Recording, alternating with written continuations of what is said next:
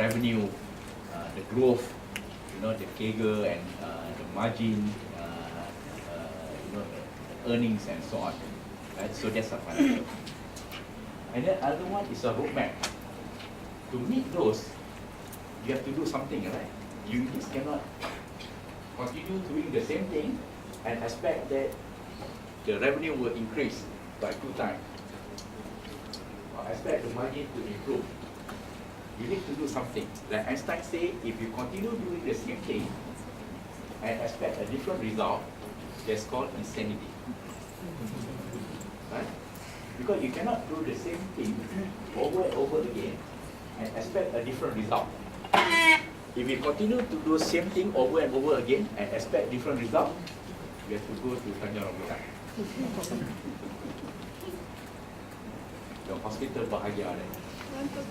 So we have to do different things in order to produce different results. So the long range plan, first we have to look at technology. What's the current technology that we have? Is our current technology good enough? And how long it can last, this technology? And for example, that I mentioned about 14 nanometer technology. How many of you from semiconductor? Semiconductor. Just which company is it? Can I know? Intel.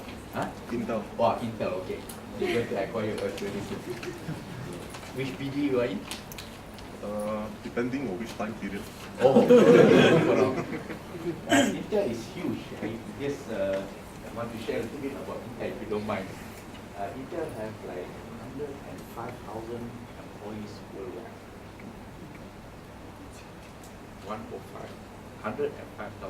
Altera only has 3,000 plus worldwide.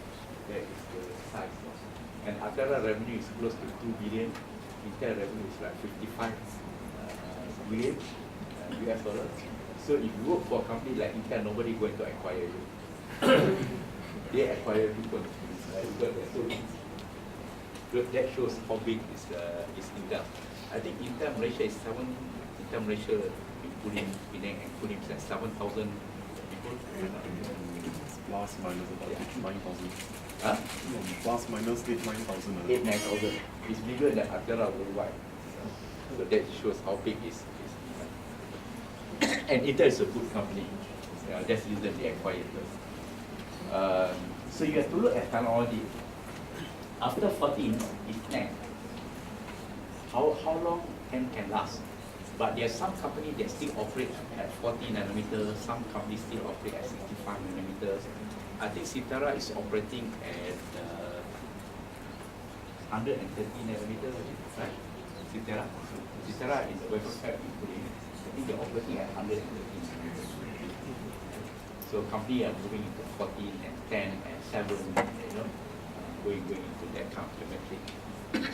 So you have to look at the technology, whether your technology is good enough to take you through your financials.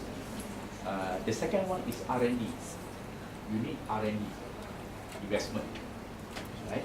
So normally company will calculate or the analyst will look at how much R&D that you are spending.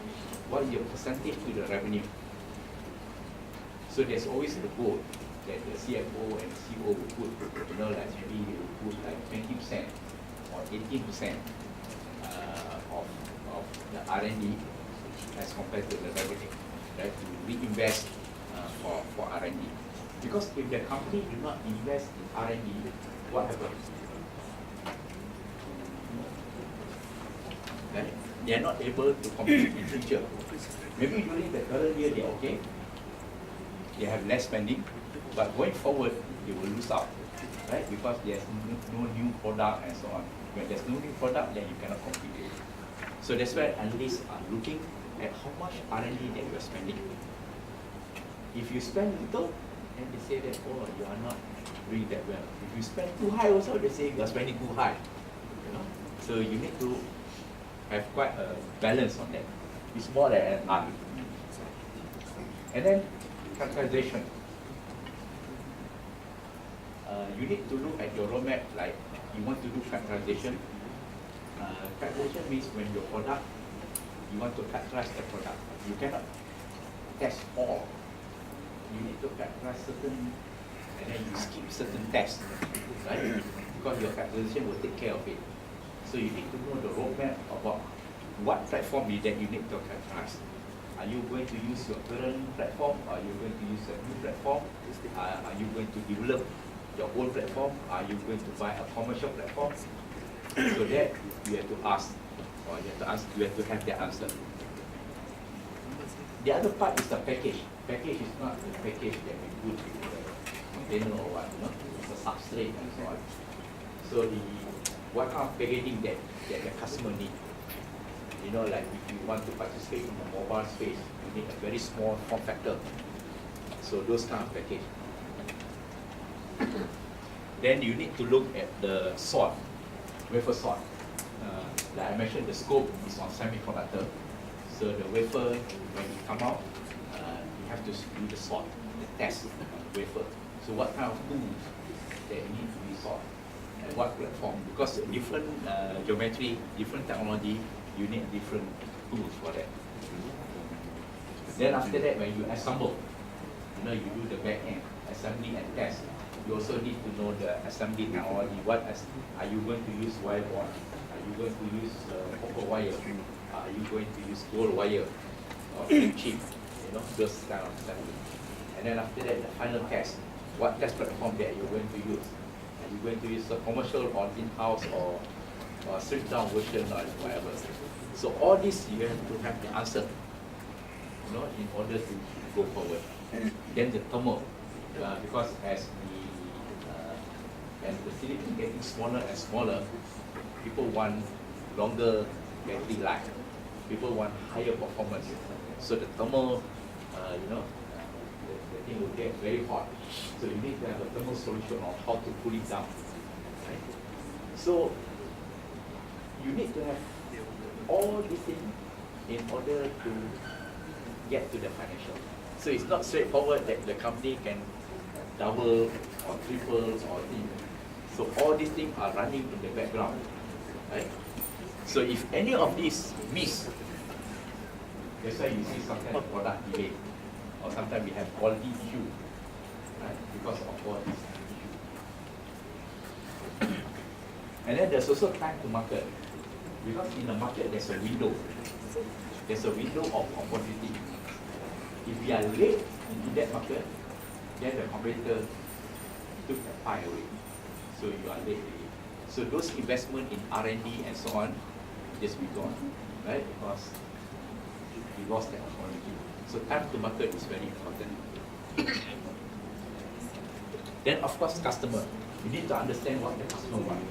If you do not know what the customer wants, you do one thing and then the customer say, I'm not interested in this. Right? So the market intelligence must be very good. Right? You need to really understand what the market really wants. So you have to anticipate the future.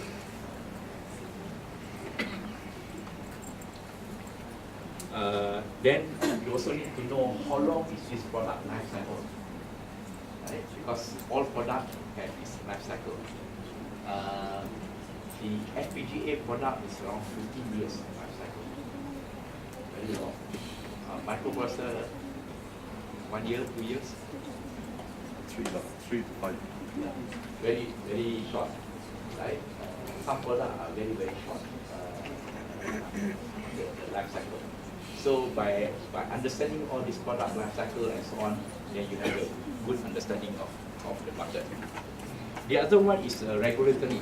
You also need to know the future on the current regulatory. For example, at the RoHS. RoHS stands for Restricted of Hazardous Substance. Right? And RoHS, Restricted of Hazardous Substance.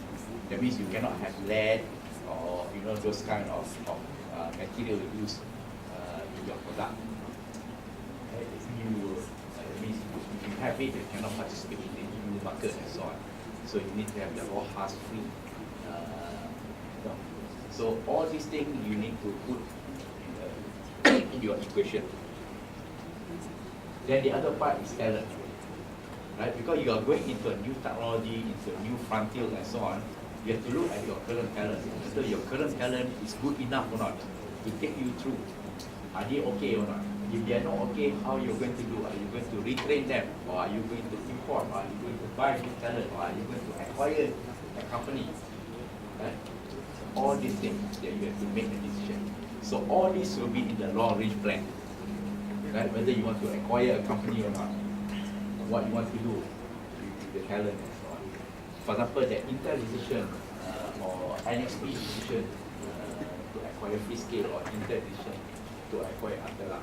It doesn't come like the CEO just wake up one morning and say, I want to do this. No? Yeah, it's all through all this planning really. They have this planning, they look at this opportunity, they see that this is where I'm going to do. So they make a bet on it. Right? That's why sometimes when the CEO make a wrong bet, that's it. Right? So it's very, very important they know the market.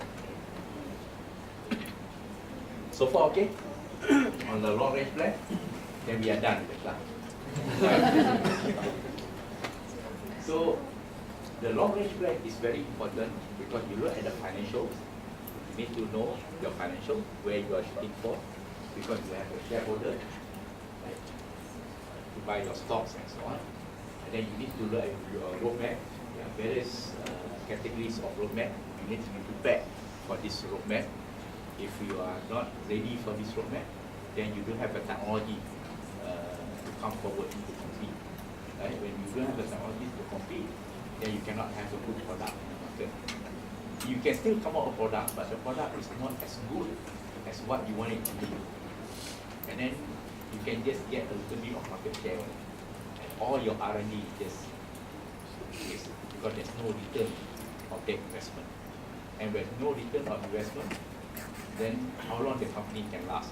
If you have a very, if your cash is very big and so on, if you have a very high cash reserve, then you're okay. You can afford. But if you don't have that cash reserve, then that's it. Then the stock will go down. Then people will start looking at you. If you have good technology, good people and so on, they will just acquire you. Right? Because they say you are so cheap now, and they just acquire you.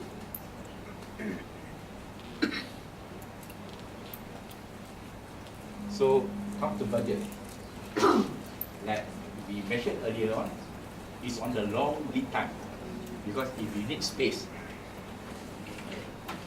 because for you to increase the revenue, one way is to increase the volume. If you maintain your current selling price or the average selling price, in order to increase the revenue, produce more volume. Right? Or another way is that if you maintain the volume, you make it more expensive. Okay? Which product is getting more expensive every day? Not all product, right? Most product, there's a price erosion. Then ASP is not the Assistant Superintendent Police. This is average selling price. Right? So in the semiconductor, we call it ASP. It's the average selling price. So when you do the budget, you will use the average selling price times by the volume of the product, then you get the revenue. So different product family will have a different ASP.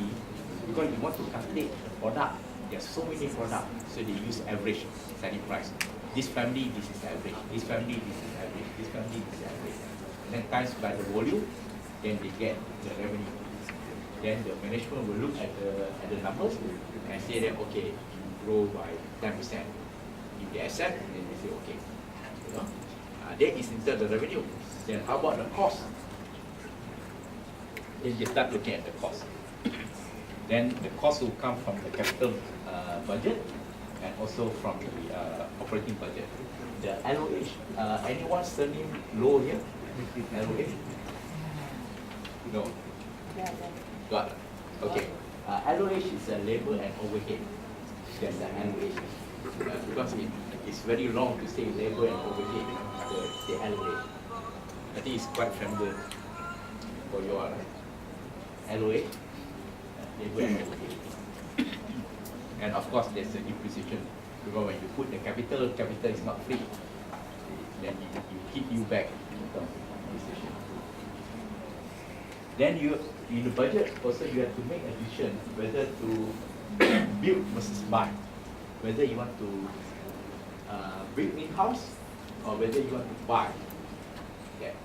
For example, that Altera didn't build in-house, they buy the service. Intel, they do both. They build in-house and also they buy, right? And so you have to make that decision. Then you have to calculate the ROI. You will talk about ROI and what this later on. So you need to make a decision whether which one you want to go. And of course, the ROI is the return on investment. You know, to invest in this or doing this, what's the ROI? And then you also need to look at the focal. Focal is your increment every year. Increment, your salary increment, employee increment. That's a focal process. You know, every year you have a focal process, right? The review process and the performance review. How many of you still using the rating performance review? That means your performance review got rating one. Got outstanding, very good, good, need improvement, meet requirements.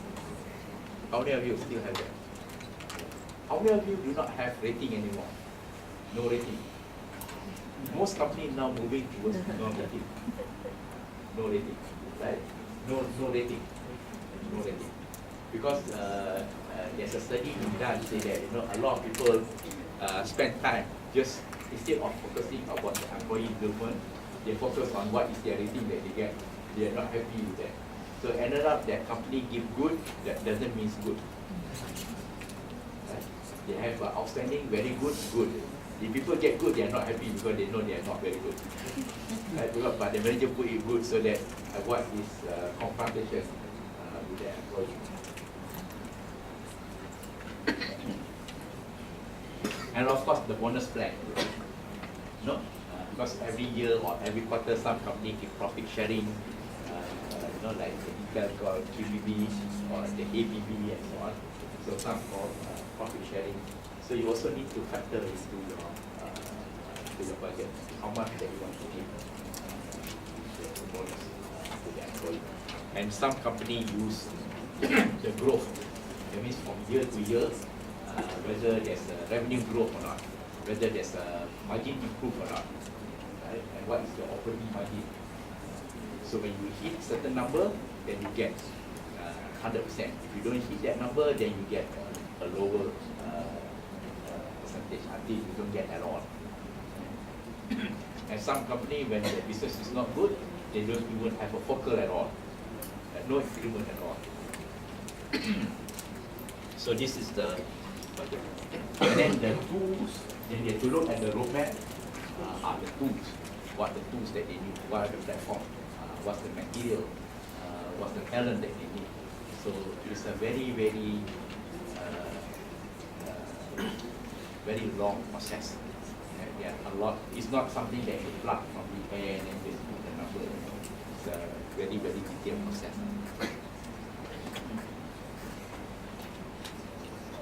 Okay. Then after the budget finish, right? Everything done already. Then we do a review. Some company have a monthly review, some company have a quarterly review, some even have a weekly review. On the process. For example, there's a standard. How many of you are familiar with ABC, activity-based costing? No? Activity-based costing. That means your cost is based on the activity. So you have sets of activity, then you have a cost pool, and then you look at what's the driver for that activity. No? None? How many of you familiar with theory of constraint? None. Some company use TOC, some company use ABC. But we are not going to debate which company, which one is the best. Okay? So, a lot of manufacturing company, they use ABC, activity-based costing. That means every activity in the manufacturing, they have a cost associated with it. For example, that if you do die saw, how much is the cost? There's a cost pool, there's a UPA, and cost. If you use wire bond, what is the cost for that wire bond? So they have that. And then UPH is a unit per hour, right? That's normally people use this as a driver. And then of course, you commit for the yield, what is your future yield, and what's your future test time. Test time will keep reducing, and yield will keep increasing. And then they will come up with a standard costing. They say this is your standard cost for this activity, and this is the standard. And then when it comes to after the quarter finish, then they measure the actual, and then they will say, okay, your standard is this, your actual is this. The two compare are called variance. Sometimes it's called favorable variance, sometimes it's called unfavorable variance. Favorable variance means if you do better than your standard. Unfavorable variance means when you do not as good as your standard. Right? Then the standard always keep going up. It's like your goal. You know, your actual have to go now. But if your actual is always higher than the standard, maybe something is wrong also. That means it's not that aggressive. You didn't put an aggressive goal. That's why you can always meet. Right? But if you don't meet that standard also, it's problem also. Right? The management will not be happy.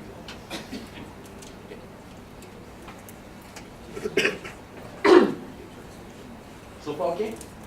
Long range plan, budget, right? Post budget, everything's okay.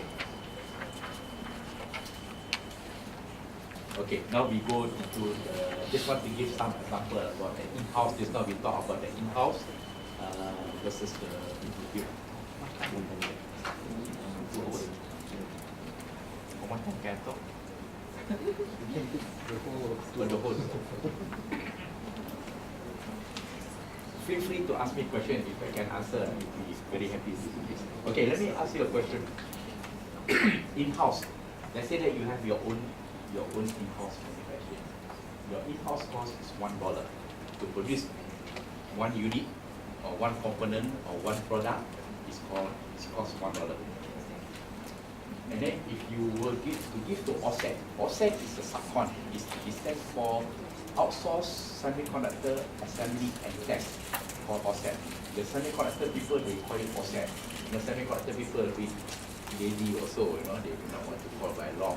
They used to call offset. So offset also charge you $1. So which one you go? Your in-house is $1. Offset also charge you $1. Huh? You go to offset. Why? Why you want to go to offset? It's the same one. $1 versus $1. Huh? Less headache. Okay. You don't want to. Then what happens to your resources? You decide to go to offset because less headache or whatever reason, and then you have your resources currently with you, right? What are you going to do with that? Outsource them. Who bear their cost? Okay, you outsource them, right? Who bear their cost?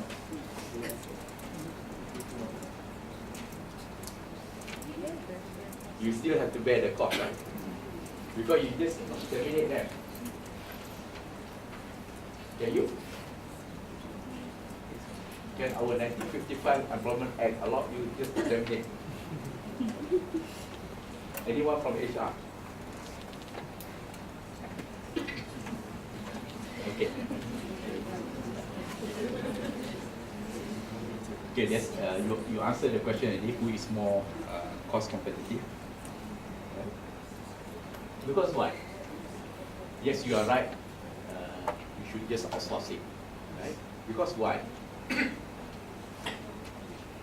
First, although that our in-house cost is $1 and the outside cost is $1, but we still didn't factor other costs.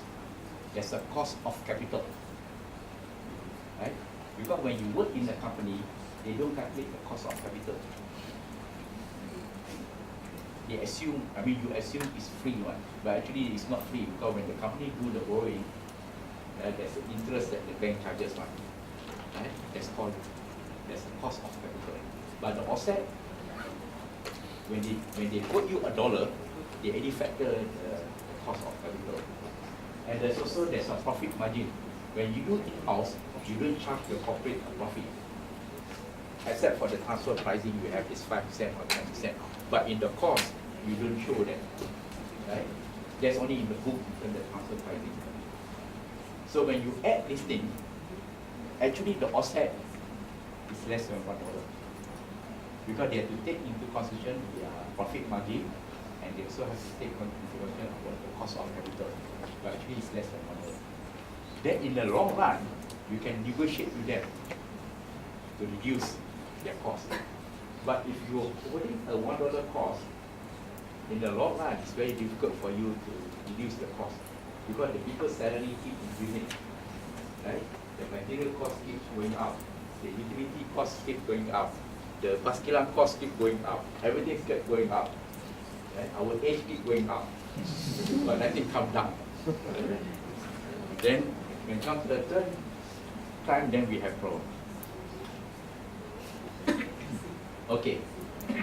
The other factor is that why people will outsource, because in semiconductor industry or in most company, the volume fluctuate. The business is very cyclical. You know, sometimes you have a very good business, sometimes very down business. So when the volume fluctuate, you need to offload something. Right? That's why people have in-house and also the offset. So they have certain volume. When they have a spike, they go out. When they don't have, when the volume is low, they bring it back. You know, let the offset suffer. The in-house, they just give a certain volume.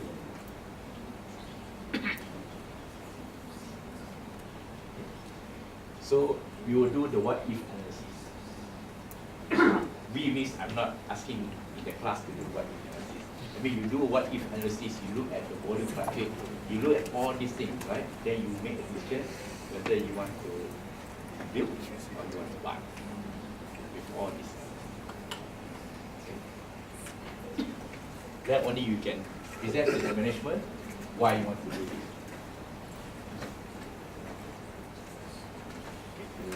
The other factor is an important component is called the variable cost and the fixed cost. Variable costs are when your volume goes up, your cost will follow. Right? And your volume goes down, the cost also goes down. That's called variable cost. It follows the volume. Is labor cost a variable cost? Labor cost. We want to try to make our cost as variable as possible, so that when the volume is up, you know, the cost we can spend. When the volume is down, the cost can come down.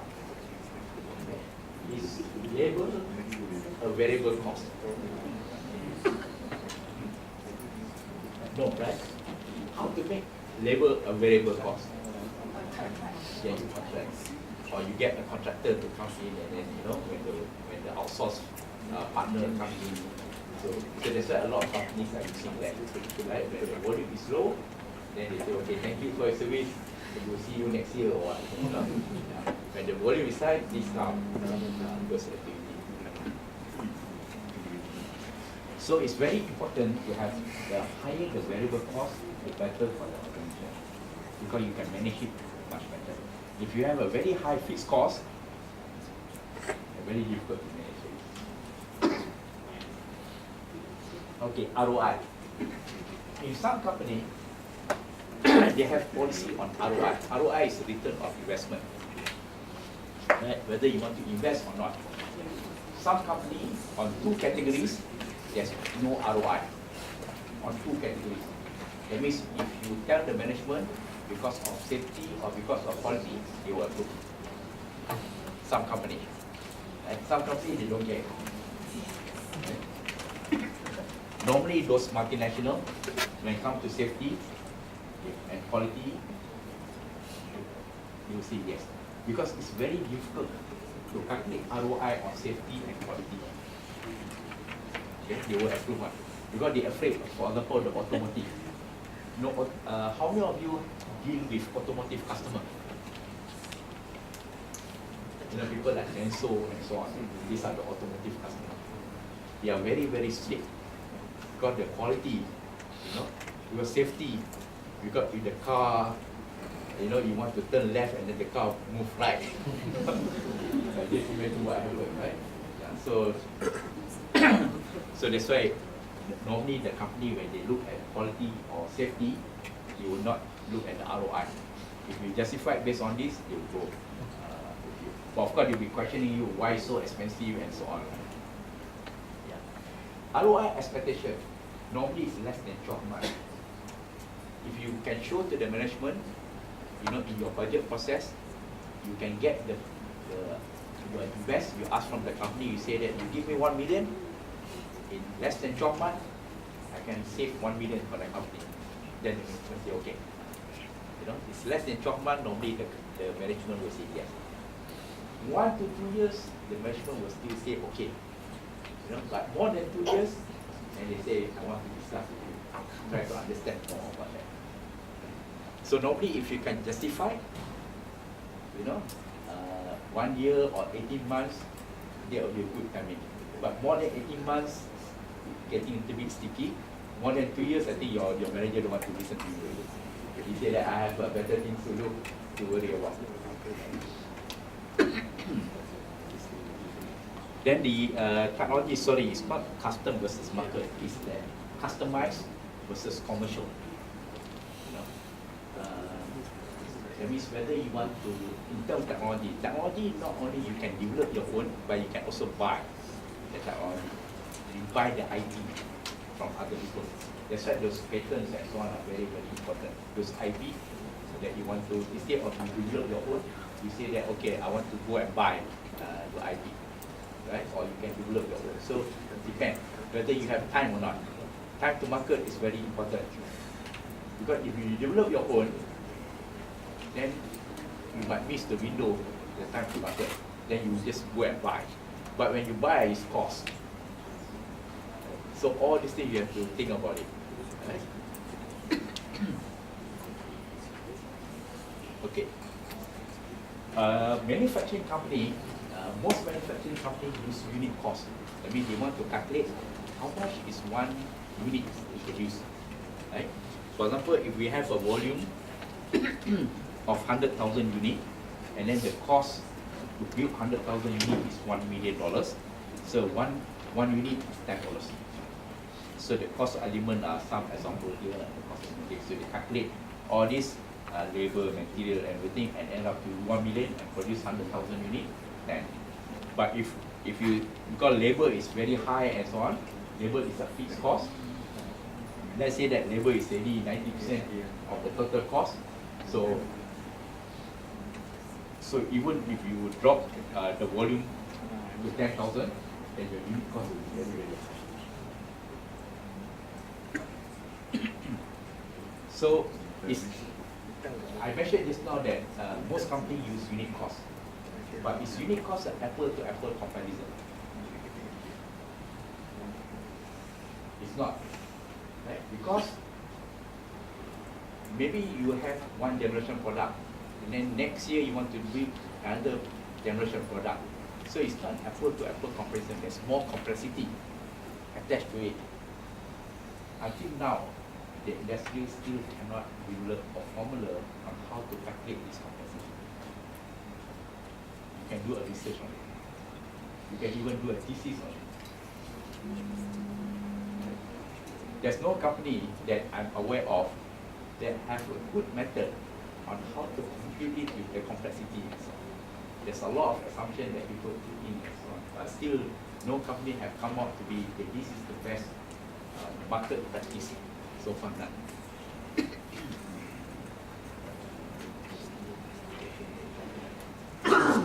Any questions so far? So you are clear on the long range plan, budget, right? So can do the assignment now or what? If you have time, I can share with you about IoT and automotive. If you want to listen about IoT. IoT is Internet of Things. I want to ask, what's the Altera and future under Intel? Altera, I do not know what is the future in Intel, but I know that what's the reason for Intel acquiring Altera.